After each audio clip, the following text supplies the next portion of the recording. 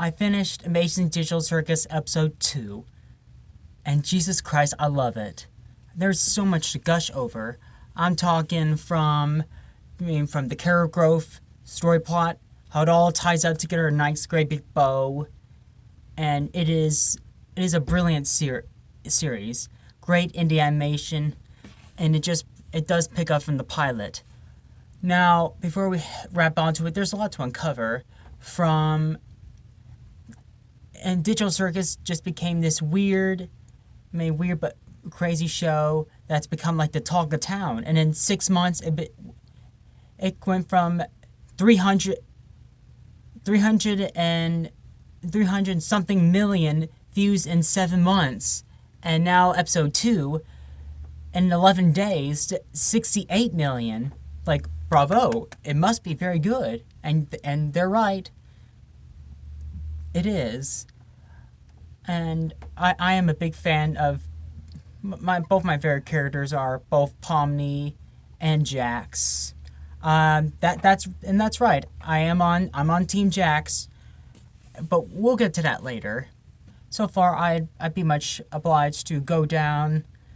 The whole episode 2 on what people say. It's been a beautiful improvement, and hope Gooseworx and Glitch Productions, the whole crew, are very proud of what they've given us, because I know they have worked hard and proven that animation is like a caterpillar. It turns a butterfly, and it evolves beautifully. And that's what this. And I cannot wait for more, and I cannot wait to see what MatPat will give us.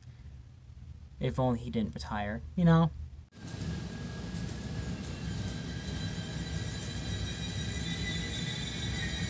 So clearly this takes place, I think, a day after Pomni first came to Digital Circus. After experiencing her encounter with abstracted Kaufmo the clown, she knows she has to try to keep up her sanity, or else she'll end up the same fate as Kaufmo, and she doesn't really know how, and there's a lot of a cluster F going on.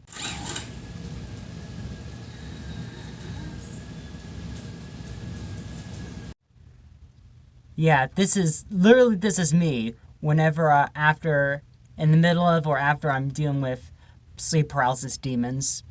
Them bastards. So there's a lot to unpack. It's perfectly understandable what you were going through at the time, and there's no hard feelings. You're all good.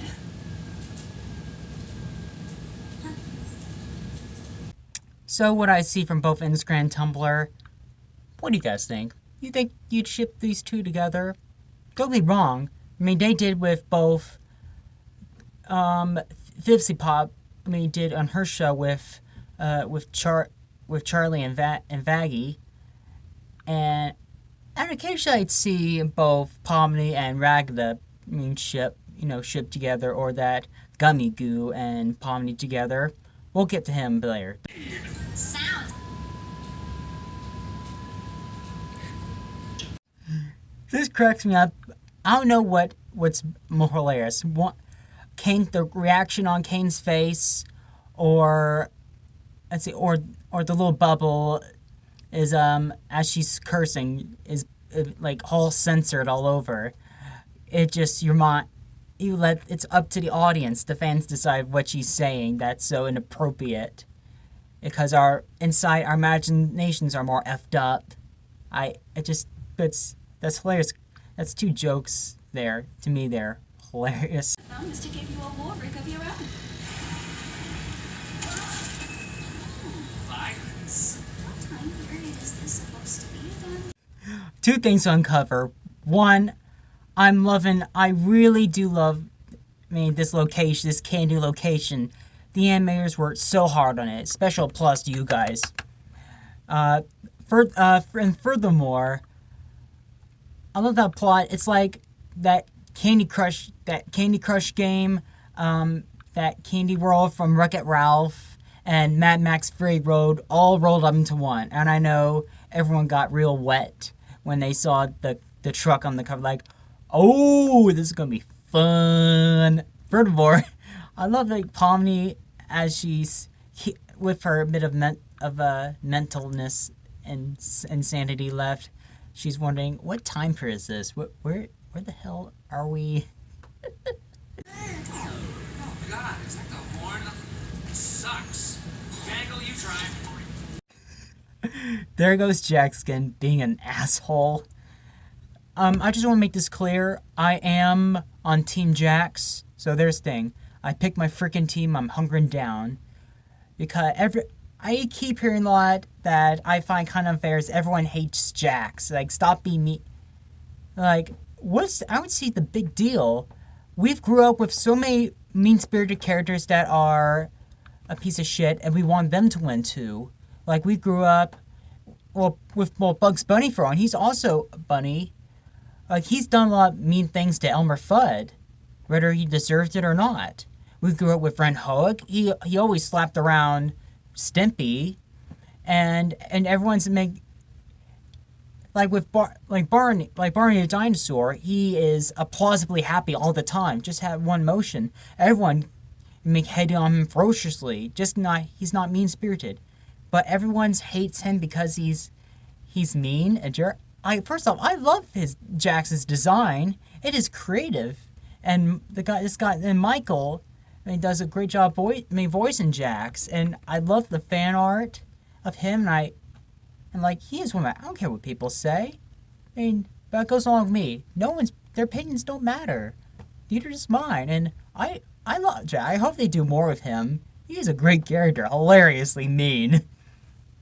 Here it is. All right, Pomni, you just stay like that, and I'll cross over.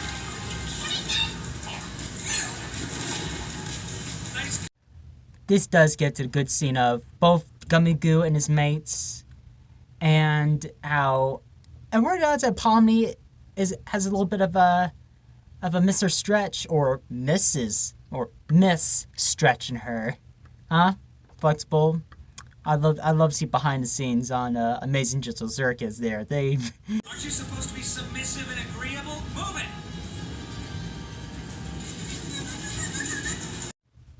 it. I should basically make a 5-minute video of me gushing over the animation here.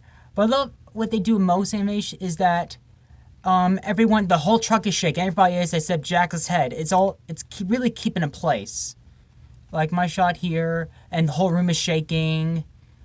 And Mom raised no animated tears, but I just gush over nice touches like that. There, there he is being a dick, and the whole room is shaking there. Like, it really fits in this world. Like, they really made your touch. You really accept it.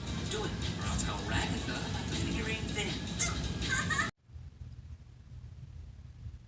There are many ways that joke can be inherited.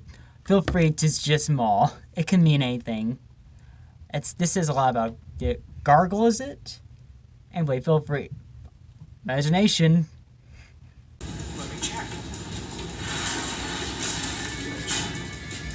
Look at that.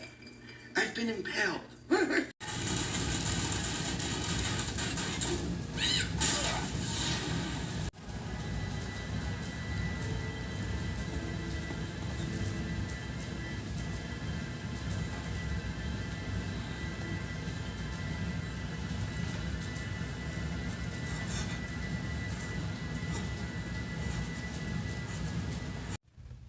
It is there's a lot to unpack.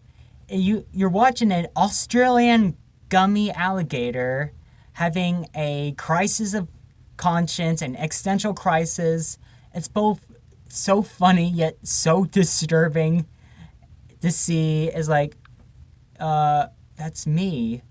They're my brothers. Where's Mum? It's so effed up. I'm going to see a lot of fan art of this, and like, you feel kind of sympathize and kind of sad for this GummiGoo guy. It's like, poor thing, poor man. Do you know you're not real? And so, oh God.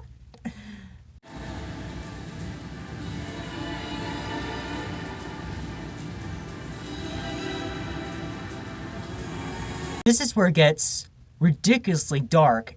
So far, we had a good truck chase scene. It's I wouldn't be surprised if they're inspired by Mad Max Fury Road, which is a nice callback, is a nice nod to. Furthermore, we're gonna see a little bit more GummiGoo. We got the expression here, and like, it's just kind of this what WTF moment of like, where'd those two go? But here, this would be those that it makes a great thumbnail. My eyes to see me, a delicious gift from within the kingdom gates. Is known as the Fudge Monster. I keep hearing from people that this was an inspiration from of the character the Greed from the musical adventure Raggedy Ann movie. I love that reference. I'll also love that movie. I mean that it's its own batch of what the F. Just because the animation there is beautifully hand drawn by Mr. Richard Williams, and they really do. They're both really alike, so I wouldn't be shocked that if Gooseworx and their team were inspired by that. Furthermore, Raggedy Ann, come on, clearly people took some inspiration from this movie. But I'm not even a real person. Would I even belong? I'm sure you wouldn't belong any less than me. And I could use a friend. Fascinating. Is this the first time we're seeing Pomni with a smile? I mean, empathy smile that isn't an insane, like she's losing her mind smile, like an actual, hey, we're all in this together. It's okay to feel this way. I speak from experience kind of smile. Like she really sees herself in GummiGoo. Like she sees her. I mean, she sees this poor creature and, just having a breakdown of like, I'm not real. My life is meaningless now. And Pomni sees herself and GummiGoo, and this kind of makes you want to cry. It really does. It's like just feeling empathy for this character. For anybody to go through. Don't take it too personally. I remember how long it took for you to adjust. Oh, yeah. Now, that's a bit of a nugget of a fan theory there. What exactly do we know of Kinger? We know that he's been there longer than any of them, and he brought out we seen as this insane, as this bit of a wild, a little bit of a mental break, and this is probably the first time we've seen him have a bit of a sane moment with interaction with Rakata, where he said, "I remember how long it took you to adjust," like Palm did. So I'd be fascinated to see an episode where we see Rakta's first time when she came to the digital circus, where she was in the place of Pomni. Interested. Let's see what you got, Glitch. This is the circus, huh? I gotta get used to this. Oh, looks like one of these guys made it through. Wait, what? Damn! Oh, I hope this doesn't break the mic. Damn. Yeah. Did your balls drop too when you saw him disappear as well? And like, so yeah, he's an NPC, so it was kind of, I love the joke. They built so much into this character we barely got to know. Everyone was really in love with GummiGoo, his posture, and like this like Hugh Jackman austere, and like we're getting like, all right, he's gonna be part of the gang now, awesome. Kane looks like, oop, and just pop, and oh, it's so cruel. This is so cruel. Oh, there it is. That's the crazy Pomni we all know, losing her mind.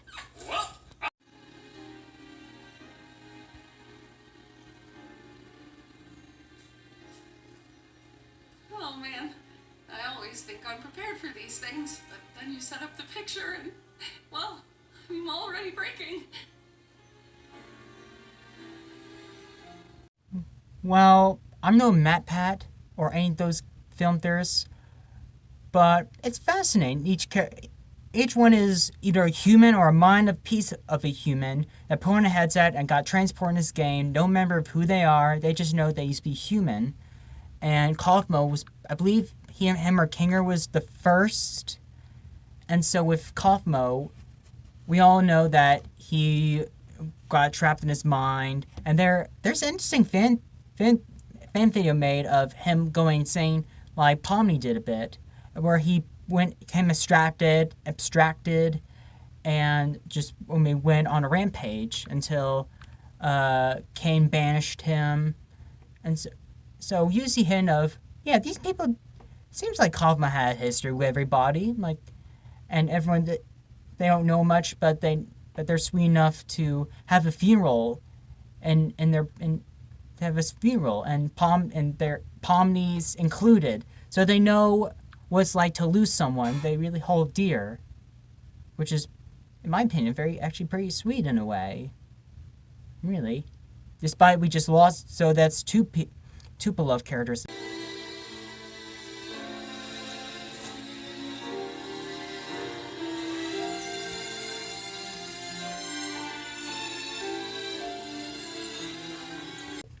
The episode 2, it's so good.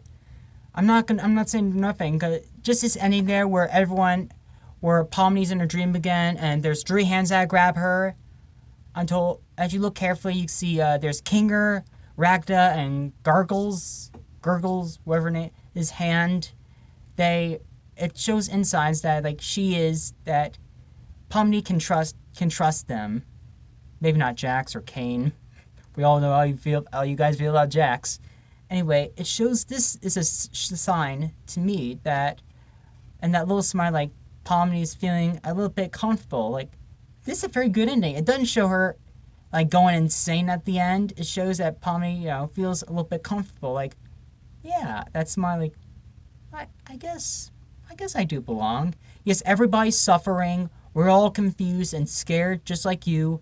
But we're all in this together. We're going to be a family. We don't know each other, but we're going to treat each other like how we want to be treated. And it's so good, especially the music. It's beautiful, and I think you can find the music album on Spotify. I cannot wait for them to do more. I hope. I'd be happy for them to, I don't know, show a past prequel of Kaufmo, what more character was like. I hope they do, and I can't wait if they do more with Jax. Like, are they going to do words with him? Or, there's so much to gush over. I know I'll be in next month, I'll be at the Jackson, Mississippi Comic-Con, and I'm so eager to see some digital circus, cosplay. I really am. Anyway, I hope that you subscribe to not just my channel, but also Glitch and Gooseworx. Everyone's done a great job. Absolutely proud of you guys, and just thank you all for watching. By the time this recorded, it's been already my 22nd birthday, so there's that element too. This is the way I chose to do my special day, recording this. So there's that.